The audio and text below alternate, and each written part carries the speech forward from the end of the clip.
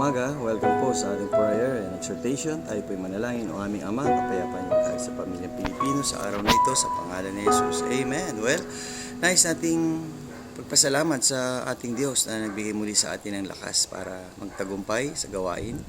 At ngayong araw na to, patuloy tayo nagpapasalamat sa Diyos dahil sa kanyang kabutihan na gagamitin niya ulit tayo maging daluyan ng pagpapala sa mga tao at makatulong sa buhay nila. Nawa ang bawat pamilyang Pilipino ay maging matatag at makapag-isip ng mga bagay na pwedeng itulong sa kapwa upang sa ganun mas maging masagana at maging tagumpay ang ating buhay araw-araw. Nawa aking panalangin ang bawat pamilyang Pilipino ay maging matatag at magtulungan para sa ikabubuti rin ng kanilang kapwa Pilipinong pamilya. Okay? See you again tomorrow sa ating Strong Family Prayer and Exhortation.